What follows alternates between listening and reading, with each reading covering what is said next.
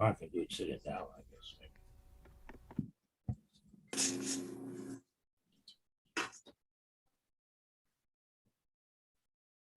Okay. Hi. Yeah. Okay. Well, welcome everybody. I'm starting this soon here. Okay. Yeah. On Facebook Live. Sorry, 1 second here. I'm starting. I can hardly hear right. you. You're too low. All right, here we go. Okay. Oh, sorry. I messed up here.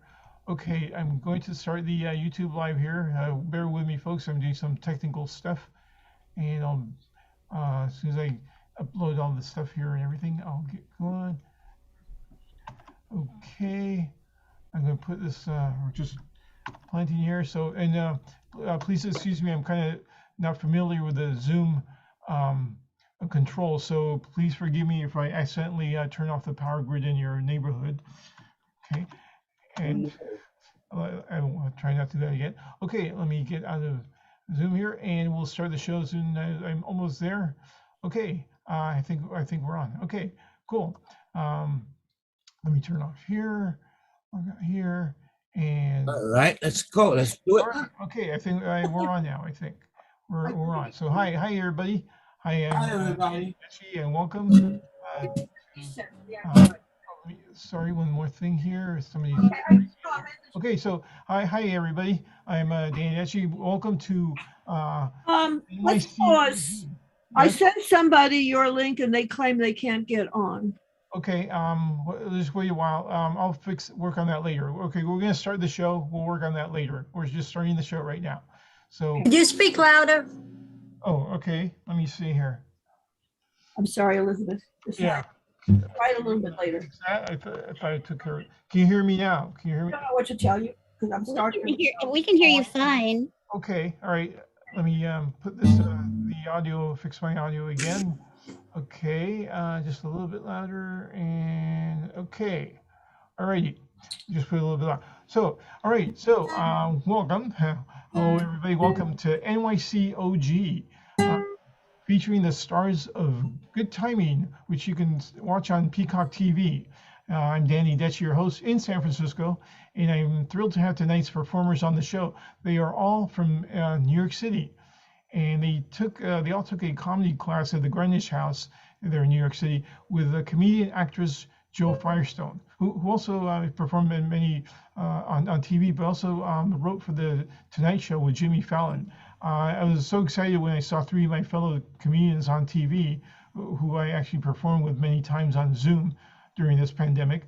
And so I also got to meet these lovely folks online, not personally yet, but online, and who are also the students in Jo Firestone's class. And they will be performing for you tonight. For us, for everybody.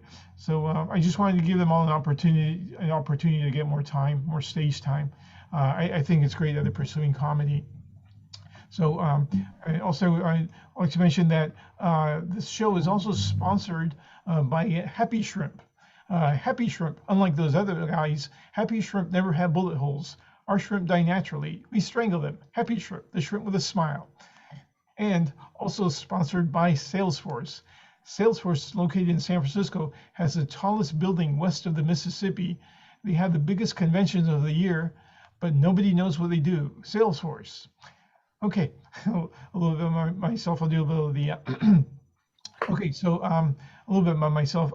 Well, I don't know how old I am because my parents lost my birth certificate when they put me in the basket in the river. What's the certificate? Yeah, I do remember the name of the river. It was Niagara Falls. Yeah. So, this always happens to me. Whenever I go to the store, customers come up to me, they ask me questions because they think I work there. I mean, do I look like an assistant manager? I don't know. Yeah, the last weekend I was over at the sports shop at the mall, just minding my own business, when this guy comes up to me with a parking garage ticket in his hand.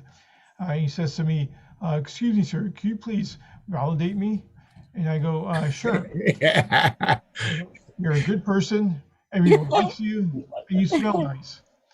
And the guy goes, "Oh, very funny, wise guy. I was talking about my ticket." So I look at this ticket and I say, "You're a good ticket. everyone likes you, and you smell nice. And the guy, he gets mad at me, starts yelling, and then the store manager comes over to see what all the commotion's about, and he fires me. Yeah, I only work there and he fires me. Although I did get my 2-week severance pay, so cool. Yeah. And I'm not a big tennis fan, but a friend of mine had an extra ticket to go see a tennis match, so I went. And you know, when the audience, the fans sit in the sidelines, you know, they follow the ball back and forth like this. Yeah, I do the same thing, but I make faces at people.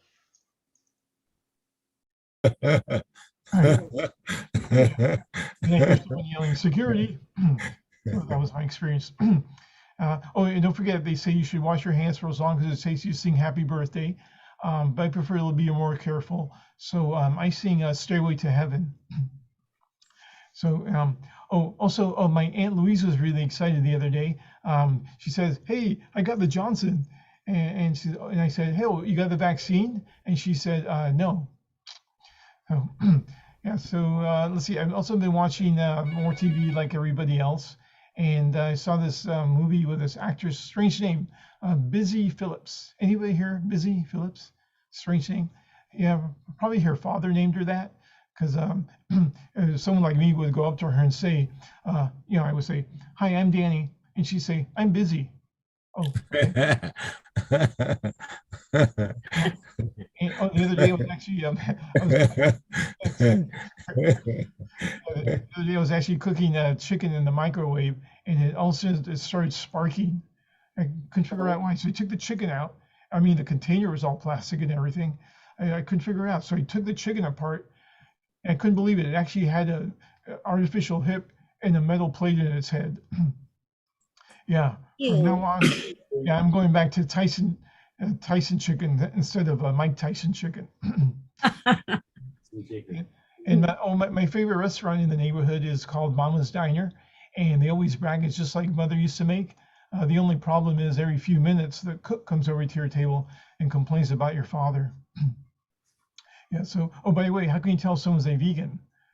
Well, whenever they open their mouth, you can hear their stomach crying. Okay, let's see. Well, before I go, I'm going to play a couple of tunes. I'm also a musician. I brought my instrument. Let me take out the instrument. I'm going to play "You Are My Sunshine." Okay, number 2 pencil.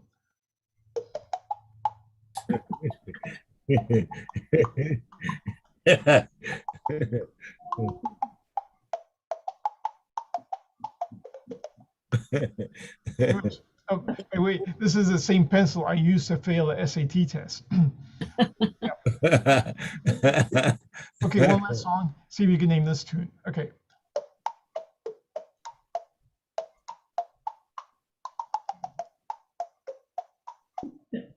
Game show?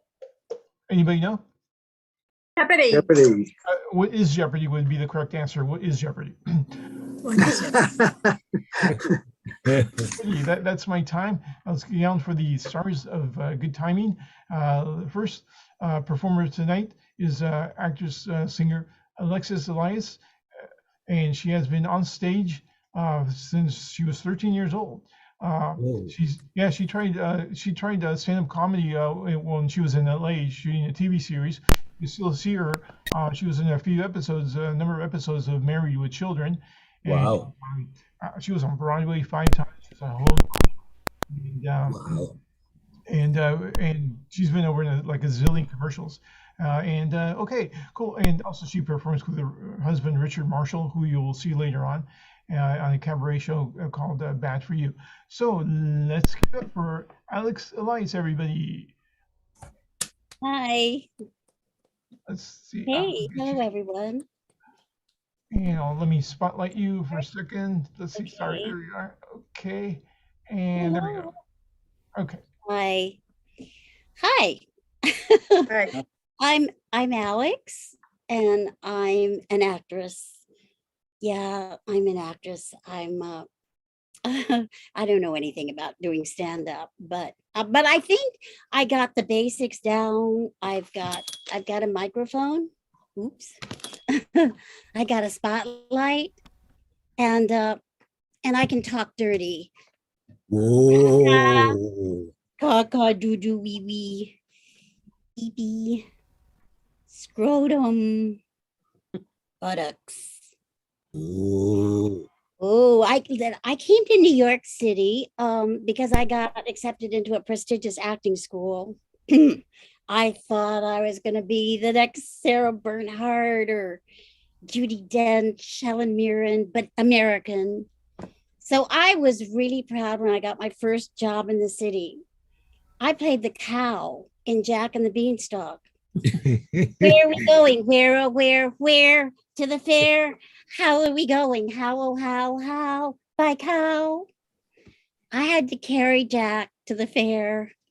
We played all over New York, Long Island, New Jersey. They paid us $5 a show and took taxes out of it. We didn't make enough to buy lunch. But I'm, what else? Oh yeah, I'm married. This is good because I'm hopeless at dating. I'm really bad at it. I don't understand it. You know, men and women are different. I mean, we see things differently. Like, I mean, for example, women generally don't obsess about men's underwear. I mean, if we meet a guy, we don't automatically wonder if he's wearing boxers or tighty whities. Who cares?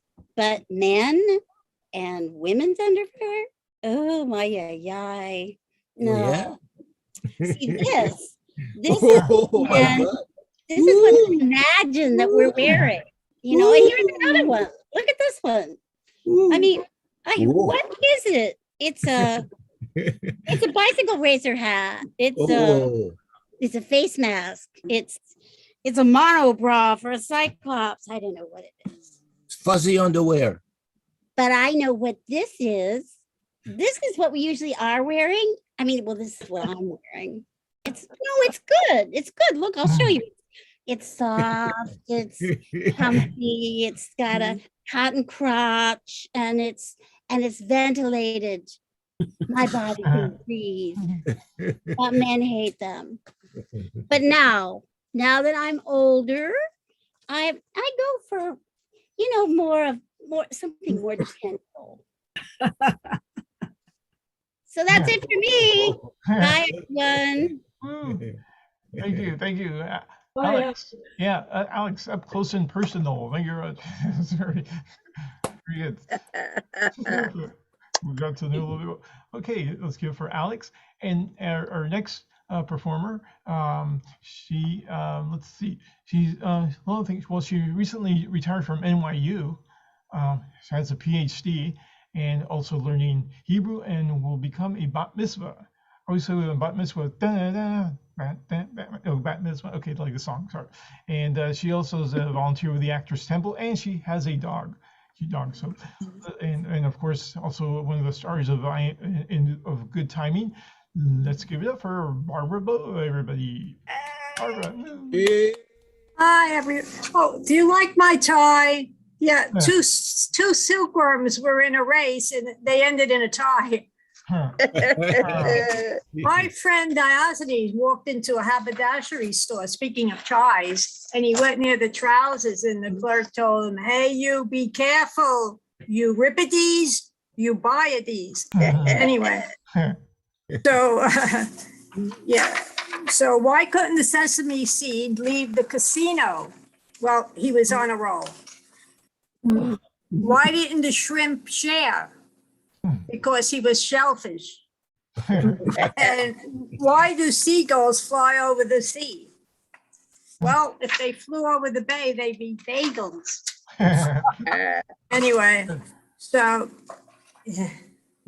have you heard of dangling participles? I think this might be even a little worse than that. These are from actual announcements and bulletins from a synagogue. Don't let worry kill you. Let your synagogue help. Join us for our oneg after service, prayer and medication to follow. Remember, pray for the many who are sick of our congregation. For those who if you have children and don't know it, we have a nursery downstairs. Weight Watchers will meet at 7 p.m. at the JCC. Please use the large double doors at the side entrance. I know the rabbis sometimes do, I'm a shamus at a synagogue, by the way. I know the rabbis sometimes do interfaith services. We always have to warn the some of the congregations that the Seder plate is not the antipasto. It looks similar, you know that. I worked at a law school, but I've also civic minded, so I've served on many juries. These are some things from actual court scenes. So these were questions that were asked. Now, how many times have you committed suicide? Were you alone or by yourself? Now tell me, how far apart were the two cars when they collided? Now, doctor, isn't it true that when a person dies in his sleep, he doesn't know about it until the next morning? Were you present when the picture was taken? You were there until the time you left. Is that true? These stairs that go down to the basement, did they also go up? Oh. Anyway, my friend Julius Caesar went into a bar and he asked from a Martinez. The bartender says, "Oh, you mean a martini?" He said, "No, if I wanted two, I would have asked for two." So, okay. My friend Salmonella walked into a bar and the bartender says, "Hey, you, stay away from the food." That was Salmonella. Salmonella.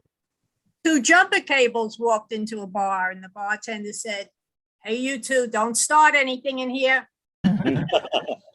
Another guy walks into a bar and he's after work, he's sitting down comfortable and he hears voices around. He looks around, he thought someone was talking to him. He couldn't find where the voices were coming from. He let it go. He's drinking some more, eating some food in the bar. He hears it again.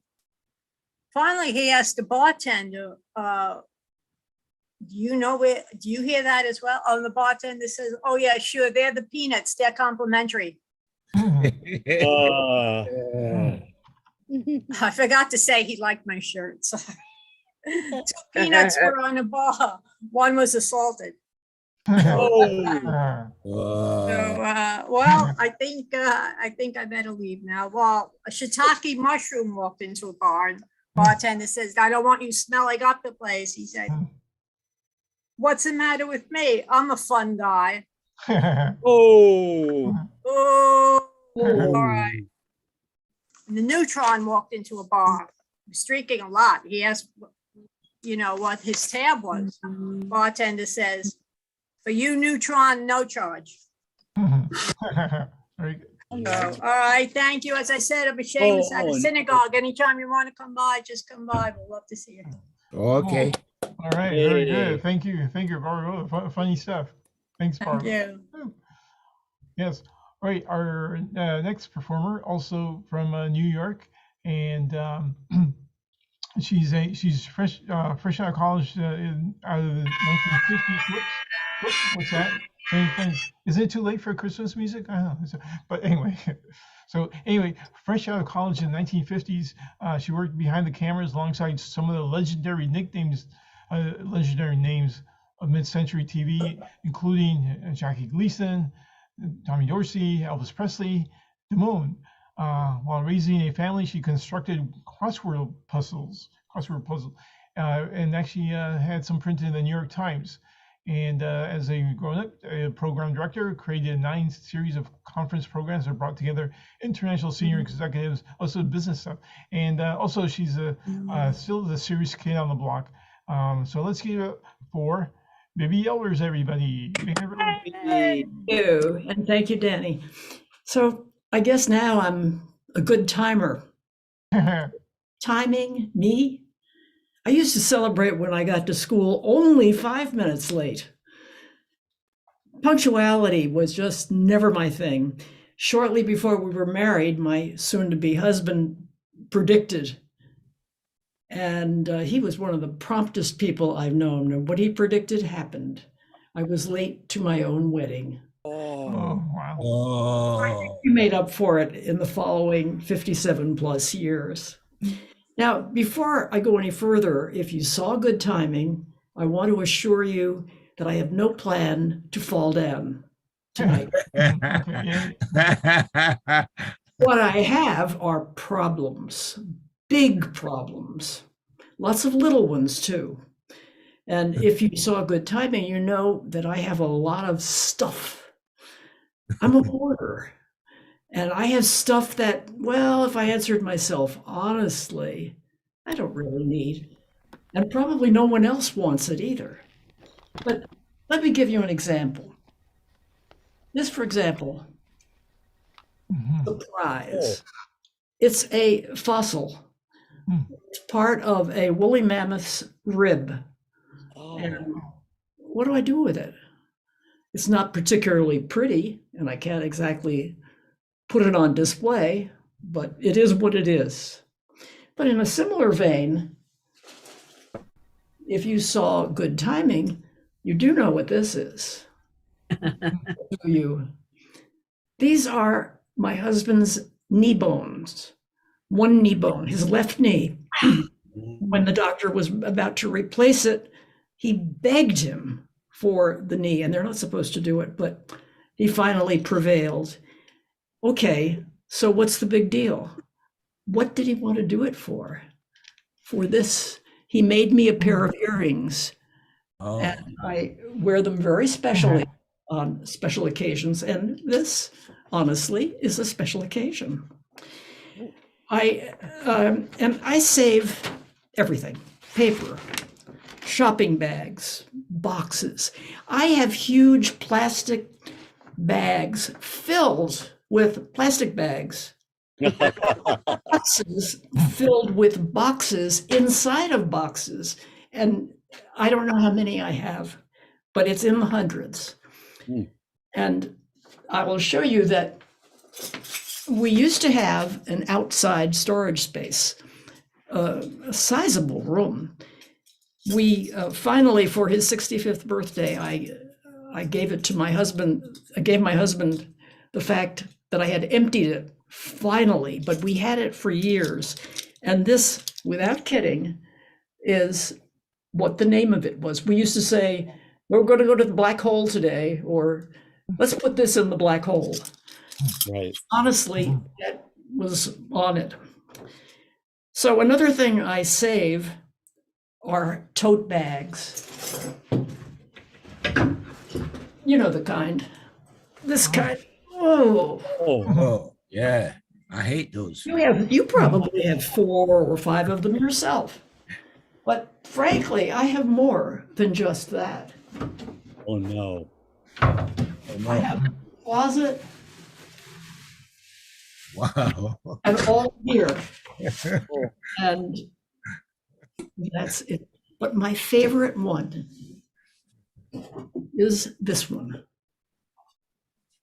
Oh, yay. Oh, Wow. all right. Thank you for listening. Smile. Goodbye. Hey. Hey, thank you, Vivi. Oh, wow, interesting stuff. That's really something, a woolly mammoth rib. That's really pretty cool, I think, even it's only a piece. Maybe it's from the woolly mammoth's Adam rib, or yeah, that he gave to Eve, the Eve woolly mammoth. I don't know. Anyway, okay, I'm just speculating. Alright then. Our next performer, also from NYC, New York City, and glad to have her back here again. Let's give it up for Ivana Lewis, everybody. Big hand for Ivana. Woo! Good evening. My name is Ivana Lewis. I'm a deaconess. I am a leader in my church. So, and I love children and I love the seniors. I'm the president for the seniors, and I'm a Sunday school teacher. But this happened to me last Thursday. I went to the mall. I wanted to pick up a ribbon for my printer. Okay, after walking around, I came back home. And as soon as I got in the house, my toe started burning me. I have a diabetic toe. And I start crying. And I start bawling. And I pick up my toe and I keep rubbing. You know when a baby's crying, you want to set the baby and you keep patting the baby. I start rubbing that toe. And I start praying. I said, Lord, I can't bear this. This is too much. Help me. And I pray. I never prayed that long. And I keep on praying and I keep on massaging the toe. And I bawling. And my kids and they come on to find out what happened. I said, oh, my toe is burning me. My diabetic toe is burning me. I never have this before. My daughter said, you walk about too much. You know that you have a diabetic toe and you still go. Every day you go outside walking around. I said, I'm not an invalid, so I go where I want to go. You're not the boss of me. You don't tell me what to do. I do what I want to do. And I bawl. And I massage my toe. And I said, Lord, I can't bear it. And I keep crying. I keep bawling. And I wonder, what am I going to do? I lift my toe up. I kick it out. I hug it up. I massage it. I say, Lord, help me. This is too much pain. In about a half an hour after I start praying, the toe stopped burning me. I said, thank you, Lord. And I lie down and I stretch my foot out and I lay down. I say, oh, I have to go to the foot doctor tomorrow. I called the foot doctor to find out if I could come Friday morning. The doctor is not in. So I have to bear that pain again until Monday. I went to the doctor, the foot doctor on Monday. He examined my toe. He said, I don't see anything wrong. He said, maybe you have inflammation in the nerves. I'm going to give you some medication. And then you take them and you come back Monday. I said, all right, doctor. And I came home and I lay down and I hold up my foot because they stopped paining me. And then on Monday morning, it started hurting me again. So I said, Lord, have mercy. What have I done that I'm in this agony? I'm in too much pain. And I keep hugging the foot like if it's a baby. I'm hugging the setting. And I tell you, I say, Lord, thank you. Thank you for easing the pain. And I'm so grateful. Thank you for listening. Yeah, thank you, Mom. That's an interesting story about your toe. It's very good. Yeah, thank you.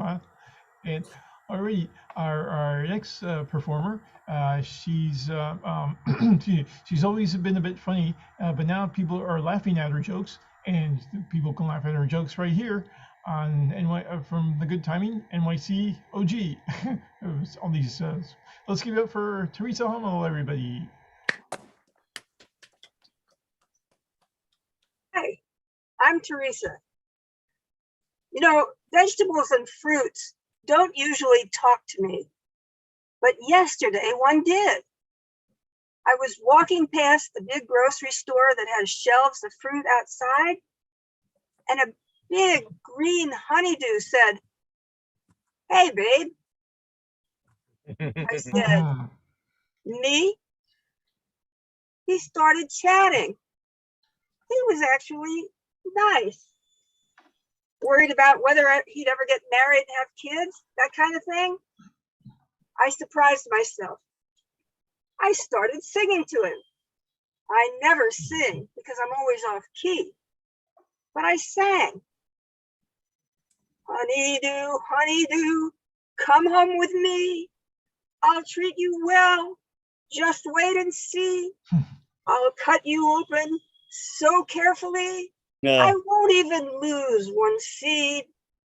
I'll plant every one, give them water and sun. Soon after I'm done, you'll see an orchard of honeydew trees." Wait a second, I have a friend visiting me. What are you saying? Honeydews don't grow on trees?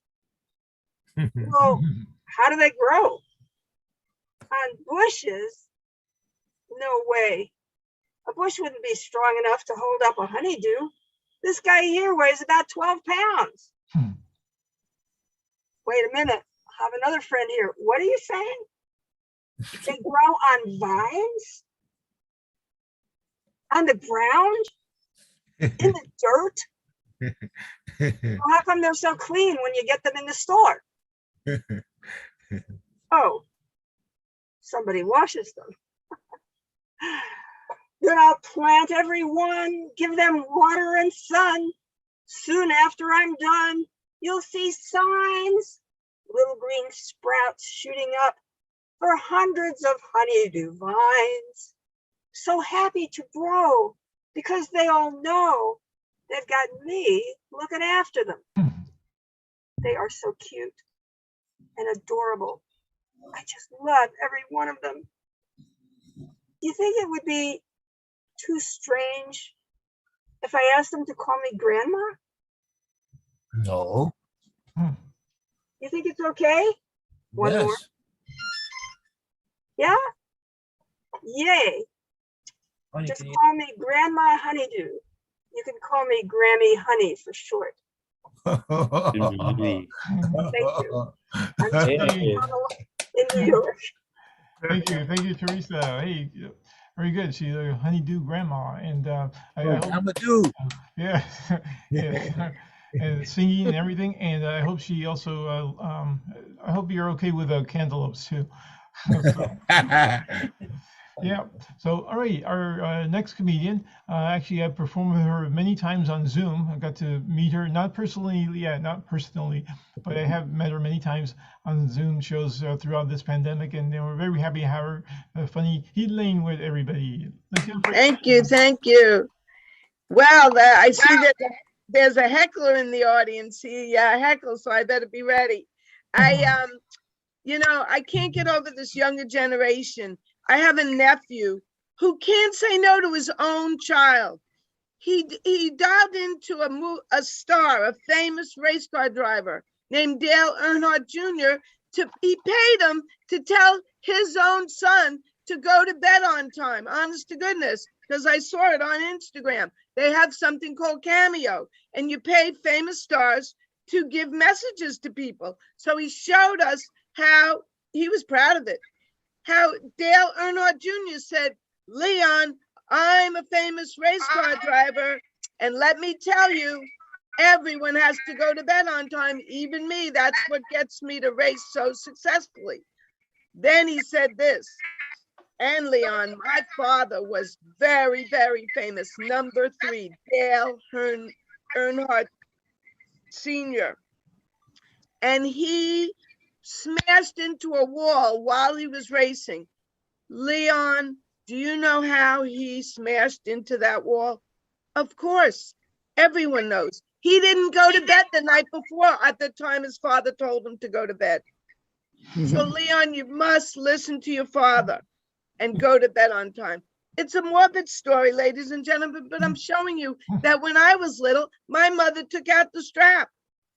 There was nobody ringing the doorbell. Oh, Mrs. Witt, we heard you're beating your children. You know what my mother would have done, Teresa? Honest to God, she would have gone like this, and she would have opened the screen door, which you know what that means. And she'd go, you're next, Mr. Untouchable, because he was wearing the fedora, and it was like The Exorcist. But anyway, back to my nephew, Orlando. At least he's not heckling me. So then I'm thinking, if you could pay a movie star to raise your child because you don't know how to say no, what's he going to do when the boy gets bullied at 12 years old? Hire John Cena or what's his name? The Incredible Hulk? Is that his name? Yeah. No, what's his name? The one with the white mustache. Hulk Hogan. Yeah, Hulk Hogan, excuse me. What's he going to do? Hire one of them for $1,000 for a cameo? Leon, don't let those kids bully you. Do what we do. We are famous wrestlers. Stick up for yourself. My nephew's gonna be broke. These young kids make so much money at their computer jobs. Then when the boy is old enough to drive, 18, 17 years old, who's he gonna have? Billy Joel. It'll cost about $5,000. The boy's 4 years old. $5,000 for Billy Joel to say, Leon, take it from world famous star. I play at the Garden every month, Leon. Take it from me. Drunken driver, smashed into a bar in Southampton twice, smashed into the same tree 3 times. Leon, don't drink and drive. So that's what I wanted to say, ladies and gentlemen, about this generation and how much money they make and how they can't raise their own children like our parents did. Because if ACS or Child Protective Services ever came to my mother's house, he would be a victim also. She'd take out that belt so fast. You know how to raise these kids? Take them. Take them if you know how to raise them. That's fine. Anyway. So, but before I leave, I just want to say there's a famous star, Stevie Nicks. She was in the Rock and Roll Hall of Fame for her group Fleetwood Mac and for her own stardom being a solo artist. But I feel sorry for her because they don't pick on Mick Jagger with his wrinkles and his, getting older, or Keith Richard. But poor Stevie, she had a nice tattoo of a dove. Now it's a vulture. Come on, do you have to tease her about that? Yeah, well, I think my time's up. It's not fair, right, Barbara? Not fair. Not fair. I say one more thing in closing. I went to see her win the award for winning the award for the now Tom's on the screen, winning the award for the Rock and Roll Hall of Fame, and she was singing and her hips are moving. She's 75 years old. Her hips are moving up and down, but she had a lavalier speaker on her hip. That wasn't a lavalier speaker, Danny. That was a hip robotic. That's why she can move her hips like that. Okay, well, thank you, ladies and gentlemen. Whoa. Wow, thank you, Elaine. Raise those kids. Yeah, raise those kids. Yeah, that's it. Thank you. Well, if you need tips on raising kids, go see Elaine. Yeah, maybe. Okay, your next performer of the evening. Somebody's got their phone on? Let's see. Okay, Hello. thank you for. Hi. Oh, can you? Who's this? Can you turn? Okay, it's Tom. All right, you'll put it on. I'm Helen. Yeah. Oh no, I'm just telling. Am I yes, Helen? Yes, you are Helen. Yeah, I was looking at Tom. Because he's, see if he puts himself Are you on. Helen? Okay, Tom's Helen? Okay, so yes, this is Helen, of course. Helen Yalof, who's actually a singer, songwriter, filmmaker, and producer-director. Helen actually founded several regional theaters and was chair of the Theater Arts of City at City University of New York. But don't tell anyone. Shh. So Helen is lots of fun. And here's Helen. Woo. All right. Oh, thank you. This, what I'm going to say is very embarrassing, but because it's a comedy thing, I'm going to do it anyway. This was actually an exercise in class, a love letter I wrote to my breasts, and I got a little carried away. Men don't get squeamish. All those years we had to listen to those jokes about balls, the sizes of penises. Boring. Now it's our turn. Oh. Yeah. Dear breasts. I'm going to bring Rodney Dangerfield into the mix. And if you're wondering how, I am too. Dear breasts, you heavenly creatures. Well, almost, not quite. Not Rodney yet. Well, you took such a long time coming in. Well, one day in my Brooklyn Public School 92 8th grade class, a boy leaned forward to finger snap my bra, but was shocked instead. Then the whole class whispered, pointing at me, no bra to swap, no bra to snap. Most girls in those days had training bras, but I didn't know about it. What the hell was that? Nobody told me. 8th graders, by the way, the horrible at arithmetic, are terrific at logic. Yes, public school kids are all great at logic. For example, if I had no bra, then therefore I had no budding breasts. And that's a good reason for tween age shame. Forget about scarlet letters. But back to logic. What use is a training bra for no titties? Manufacturers, what's the use? Manufacturers say, and they actually do this, they say it's to train young tender breasts could be to compete in Olympic events like bra snapping, rhythm bouncing, or jiggling and jumping jugs. Yeah, but how would you score these events? Well, I know how you guys score, but how would they, the Olympic Committee, score? By nipple points? But one of the purposes of a training bra, according to the manufacturers, was to stop those incoming melons from traveling in the wrong direction. Calling all tits, going north, south, east, or west. How about Northwest with Cary Grant, maybe? But dear mountains of future pleasure, did you care about me? Nah. Taking your damn time, you finally blossomed into a perky B minus. Hey, but what's a B minus when you're living in a Jane Mansfield double D era? Why weren't you large enough to get other people's eyes away from my big ass? Yes. However, I do love you, you beautiful, cruel breasts, for you are forever just above my heart. At least I think that's where my heart is. I'm not really sure. Do you know? Hey, but why are those guys staring at other people's tits? As Rodney Dangerfield once said a million times, I just get no respect. What to do? Anyway, back to tits. In the 50s, I was at Brooklyn College when I got a summer job teaching at Arthur Murray. Hello, who's talking to me? Do you love me? Arthur Murray's Brooklyn Dance School. I was young, really naive, because, they didn't teach sex education when I grew up or even talk about it. I knew nothing about birds or bees, but I was a good dancer. Now, real ballroom dancers are glamorous creatures. They wear full makeup, high heel sandals, low-cut, flirty dresses, and they all have slim hips and big pouty bosoms. So what's a poor B minus pear-shaped girl to do who wants to hold on to a summer job at Arthur Murray's in Brooklyn? Any ideas? Yeah. Falsies. Big, fat falsies. In those days, big, fat rubber falsies.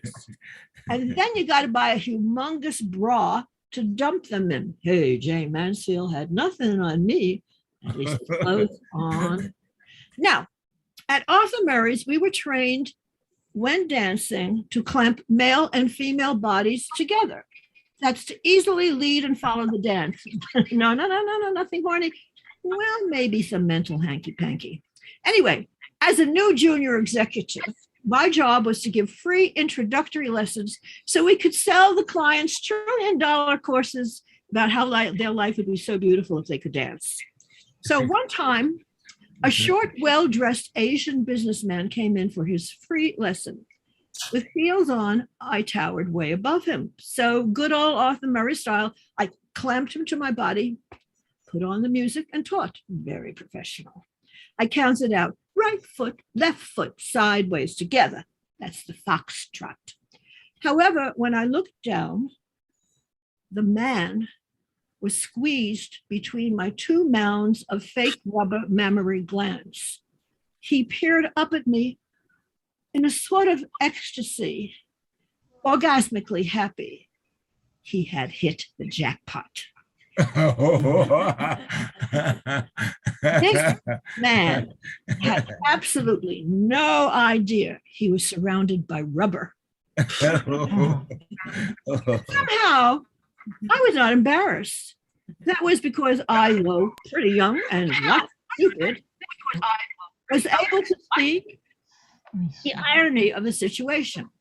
Ironically speaking, this man was very, very happy because he didn't know he was between two big fake breasts or melons or tits, whatever you want to call it. I learned there's not only irony, but yes, a moral to this tale too. It is. If you can't be happy in a real reality, just pretend to be in a totally fake reality. And if you do, stay out of my mammary glands.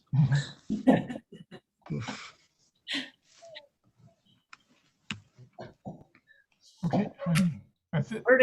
Flirting, next person. Yeah. Oh, that's it. Okay. Oh, that's it. Thank you, huh? Wow. All right. Maybe a glass of water after that. Boy, yeah. Yeah. Thank you, Helen. And also, do you also write romance novels? I'm not sure. So, something. I once tried to, but they said it was failure because there was too much sex in it. Oh. Okay, and let's see, is she there? Okay, yeah. All right, thank you, Alan. Our next performer, she actually is an urban legend in the New York theater scene. She has been seen a play every day for more than a quarter century.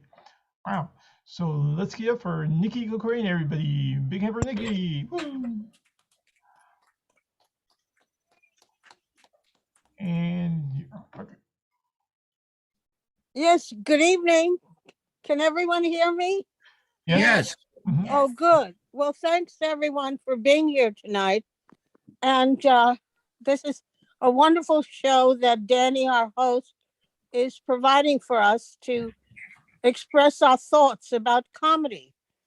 Well, I'm going to begin by saying the thing I value most in the world, above everything else, beyond comparison, with the utmost esteem and reverence, is Shakespeare. I say this only because I want to put into perspective how highly I value comedy, which is the second item I value most in the world. Now, most people, I think, disparage and think of comedy as a sort of frivolous diversion to entertain, and they don't consider it or give it a lot of weight and value in society. For example, if you remember to your early school classes, it was always the class clown that got into trouble. He was never appreciated for his humor, but put down as disrupting the class, etc. Well, I have a radically new approach to school curriculum. I think our educational pedagogy is severely defective, and I think it needs to be totally changed. And I think what we need to do today is make comedy mandatory, absolutely essential in all curricula, starting from pre-K right up to college, and imbue everybody with a comedic lens. Because if you really look at any given situation, the only true deterrent to a tense situation is when you can diffuse it through humor. And if we could imbue everyone with a comedic sensibility, I think we would have a much more pleasant world, and we might even look forward to people living in peace and harmony. So therefore, I urge whoever designs our school curriculum to revise their curriculum in every type of establishment and make comedic education essential in learning, along with literature and all the other good things. If you look at history and you compare, for example, the Catholic Church and Hitler, both humorless societies, both whom for no good reason killed and burnt the Jews and many other undesirables, and without shame, without remorse. And today there's been no sort of restitution in any psychological other way to compensate for the atrocities committed towards harmless people, like the indigenous people and all the other victims in the world. And they did this because really, if you analyze it, they just had absolutely no sense of humor. There's no difference between the Taliban or the Nazis or any of these other authoritarian societies.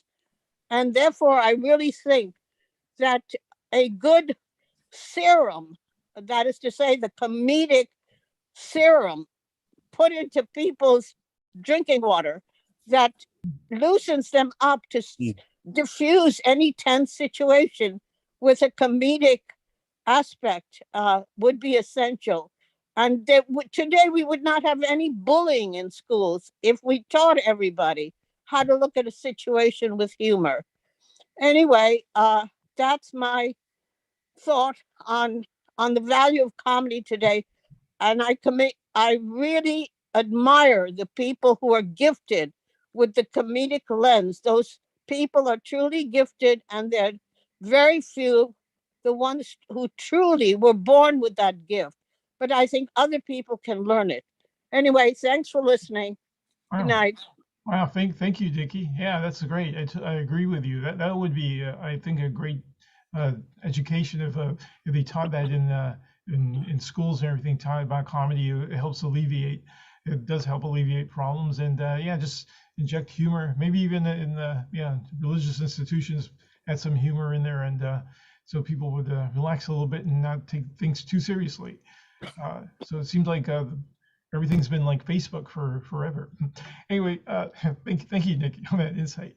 So great. And our next performer, actually, he's been in movies. He's been in many movies. You can catch him on IMDb, I think. And he's here to entertain you here tonight or today, wherever you're located, the time zone. Okay, let's give it up for Orlando Dole, everybody. Orlando. Woo. Hey. Hello, everybody. How is everybody? All right. Okay. Has everybody been vaccinated? Yes. Yeah.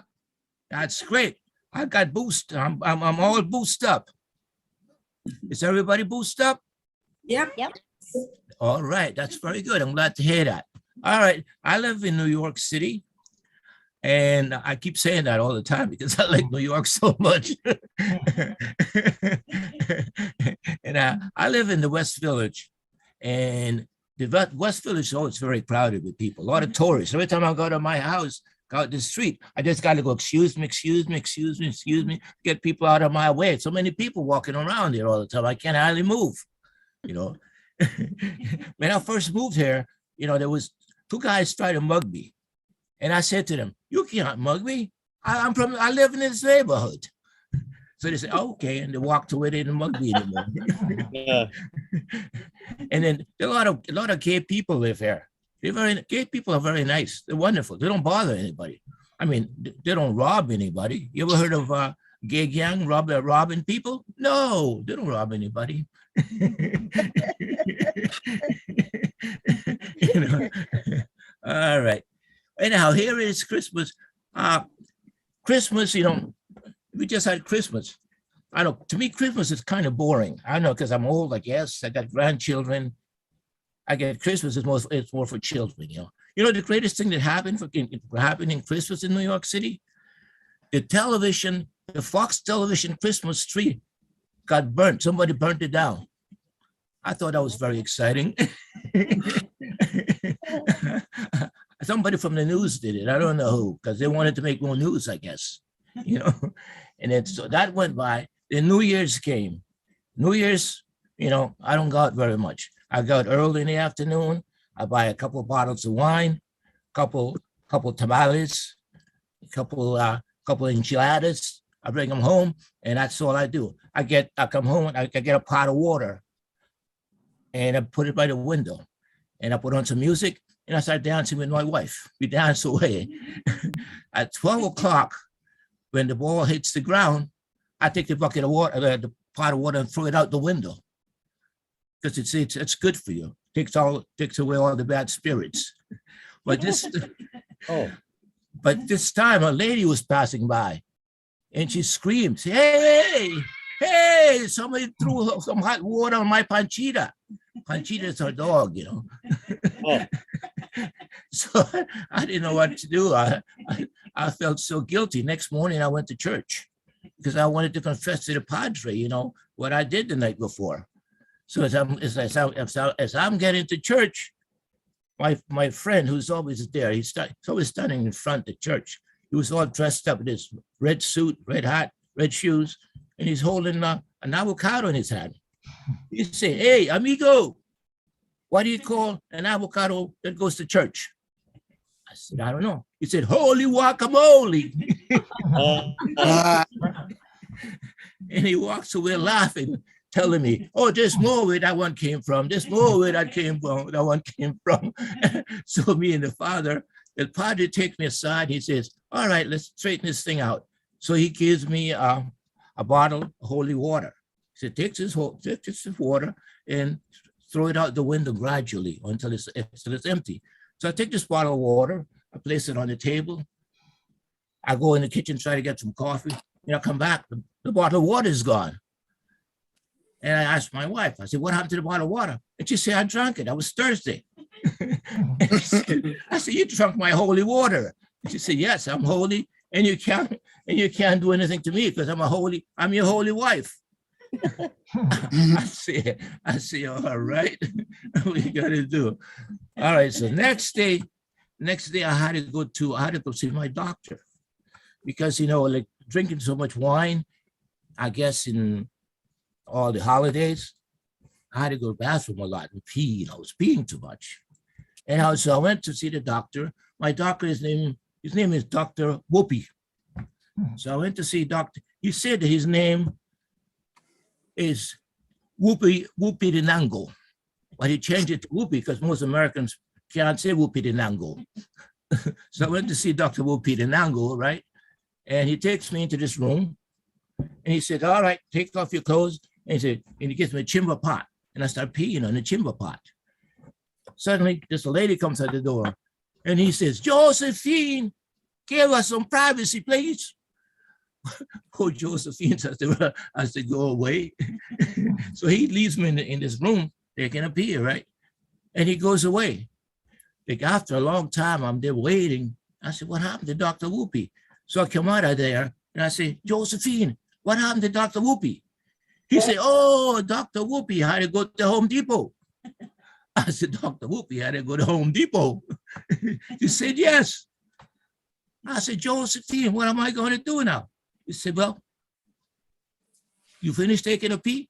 I said, yes. He said, well, save it for when he comes back.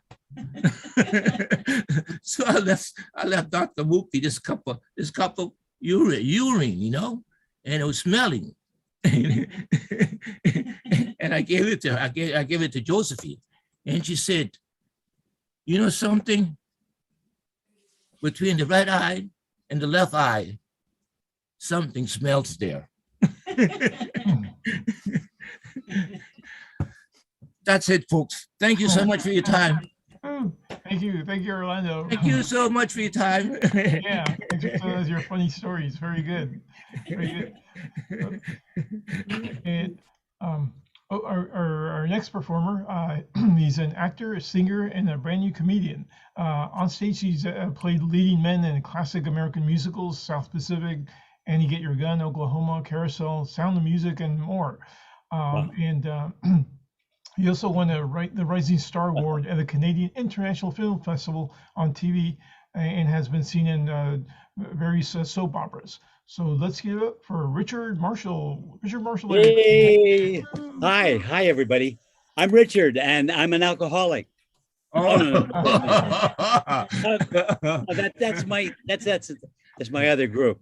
I'm Richard. I'm an actor, and I'm new to stand-up, but I love stand-up because I'm starved for attention, and it's cheaper than therapy, and sometimes they pay you. So anyway, I'm hungry for love.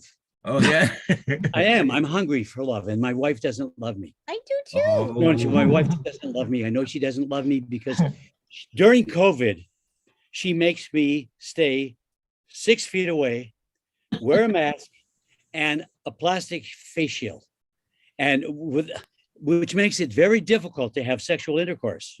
Oh, but not impossible. Yeah, that's What's next? Oh, I really have very screwed up ideas about women and sex.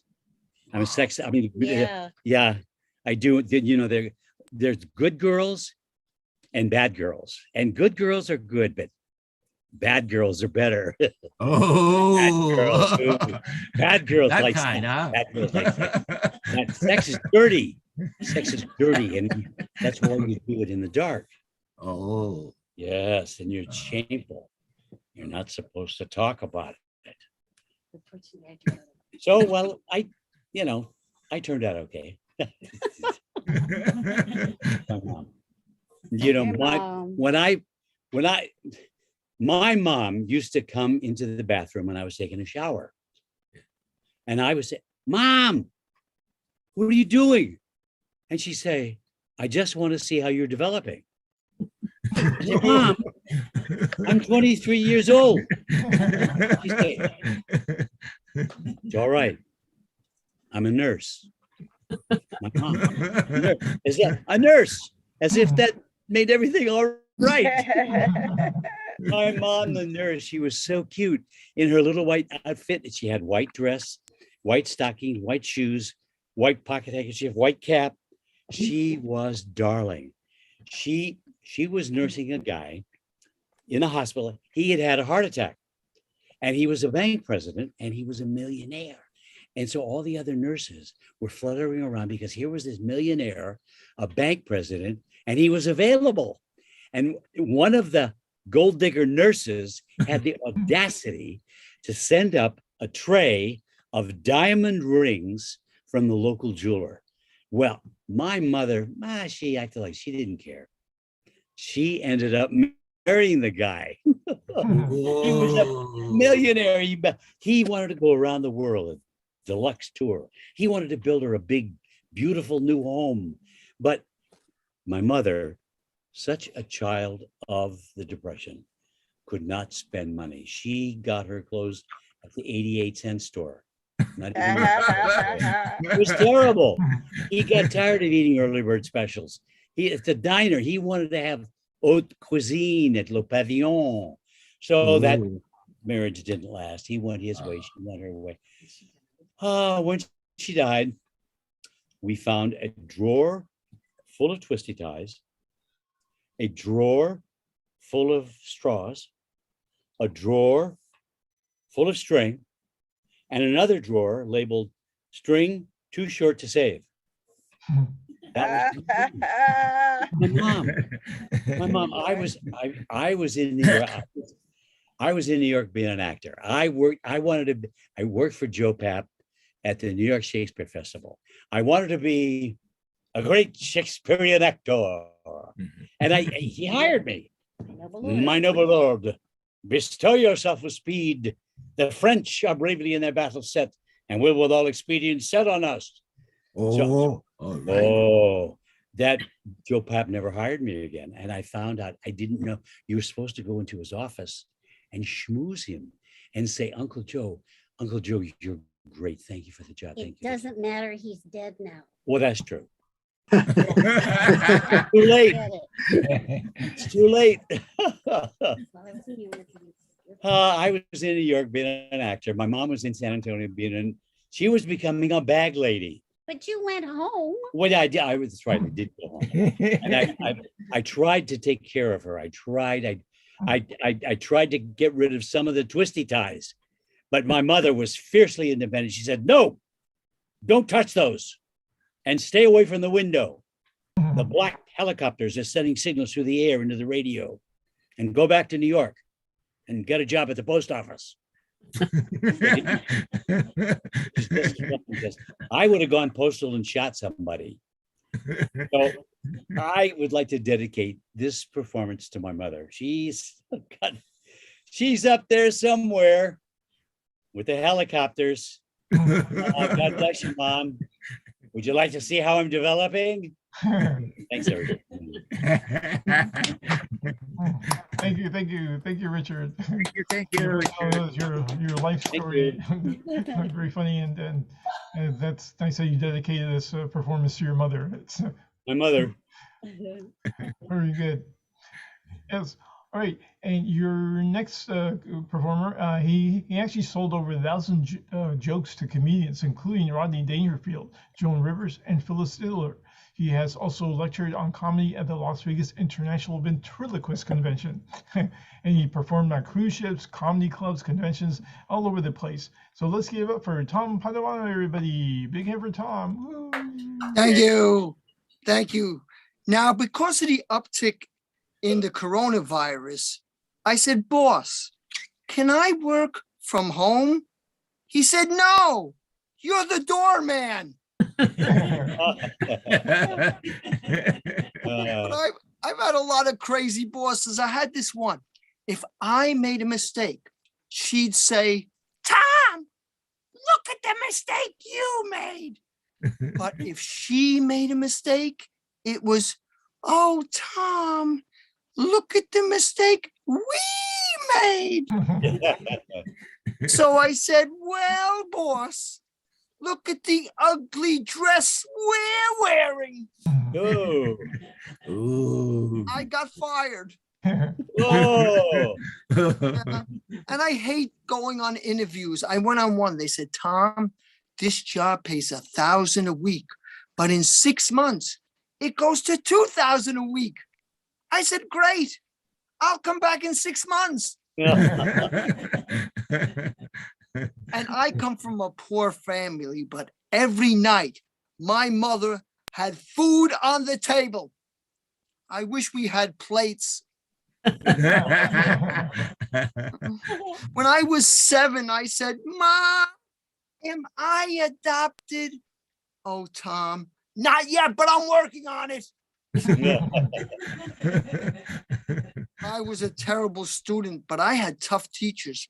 Like my gym teacher, when we played dodgeball, he drove the dodge. Oh. Terrible. I mean, I was such an idiot kid, always getting left back. Do you know any other kid in 3rd grade excused for jury duty? My teacher made my parents write on the blackboard 100 times, we won't have more kids. Terrible. And I have this terrible apartment. It has bugs. And the other day, I ran out of Raid. So I sprayed a cockroach with lemon pledge. It died, but had a great shiny finish. Yeah. Oh, and now I'm having trouble with my 20-year-old. Smoking. Won't stop smoking. My 20-year-old's my car. Terrible.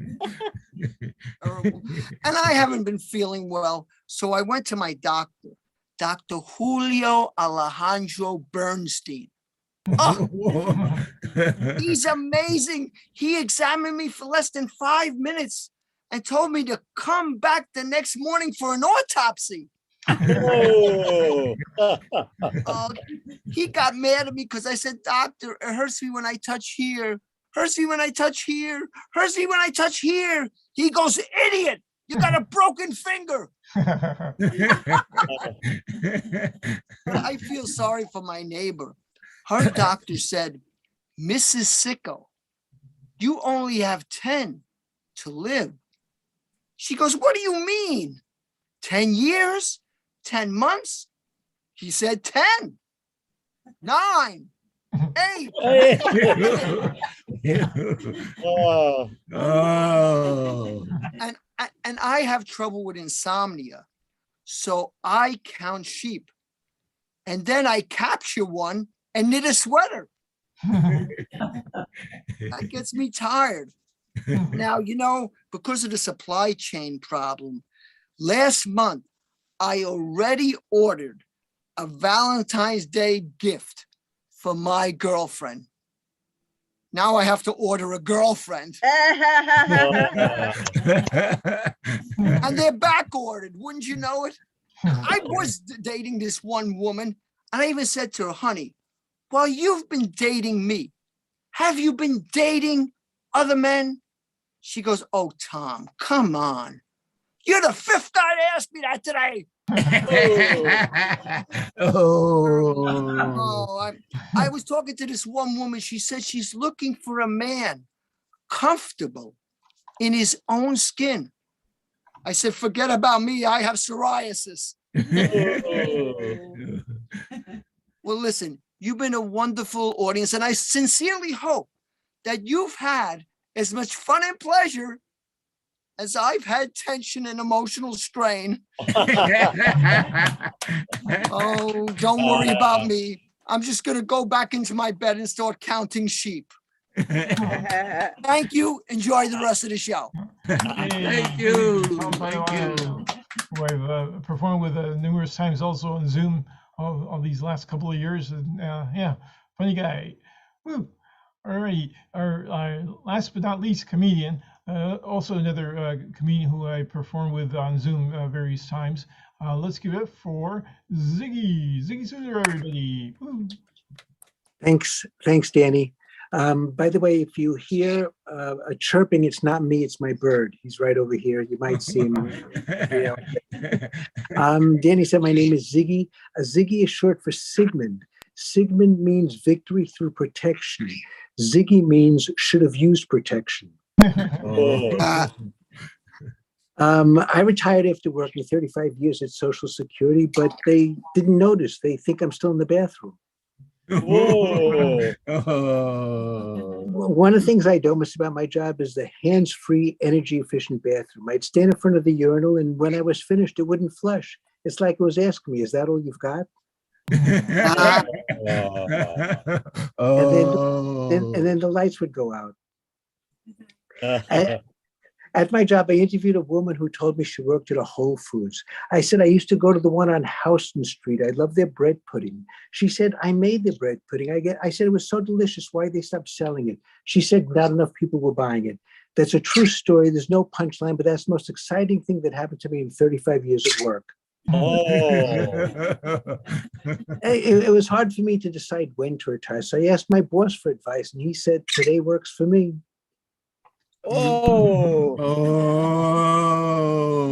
My friend said, God will give you a sign. The next day I fell, tore my Achilles tendon, broke my collarbone. Couldn't God text? When I handed in my papers, I cried. I had always hoped to stay long enough to see my boss drop dead.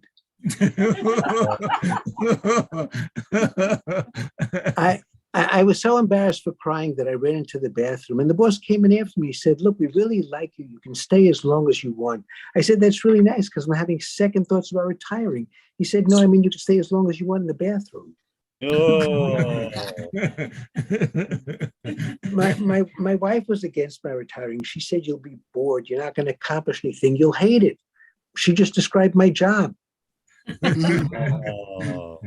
I knew I was going to marry her when we took a trip on Virgin and returned united. Yes. She said, if you're going to be home, I want you to get rid of the junk in your closet. I mentioned that to my neighbor, and he said, when you come out of the closet with your junk, bring it to me. I'll show you what to do with it. Oh, what a nice guy. My kids are worried that I'm going to get out of shape, and they said I have to walk at least 10,000 steps a day. But how many times can you go from the couch to the bathroom? 241. I mentioned we have a bird. His name is Charlie, and he talks. Now I'm henpecked by two species. He hates our daughter. He flies to her and bites her. I asked the vet about it. He said it's hormonal, but he also said it's too expensive to get my daughter fixed. But she gets back at him. She purposely cracks eggs open right in front of him to upset him and watch him sit shiver. Sometimes she tries to be nice to him and she says, good boy, Charlie. And he says, don't patronize me. I'm trying to toilet train him, but it's a crapshoot. It's hard to find a squatty potty that's the right size. So I got one of those Matchbox cars so he could poop on the windshield, and it worked. But I still have to clean it up. It didn't come with windshield wipers. We have a down comforter, and I washed it, and when I took it out of the dryer, feathers were flying all over the house. Now he thinks I'm a serial killer. And when he goes to sleep, he has one eye open and a baseball bat under his bed. People ask me what kind of bird he is, and I say, well, he's sensitive, has a good sense of humor, but he's selfish in bed. Oh. Selfish. By the way, I have a grandchild, but enough about her. Obviously, this all means that I need therapy, and I went to a therapist for a while, and it ended basically when she fired me.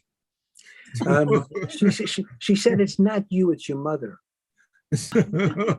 Yeah. I don't think it was that. I think it was because when I would get up from the couch, I wouldn't put the pillow back down. Oh. I should have known things weren't going to go well when she made me sign a pre-neurotic agreement before we started.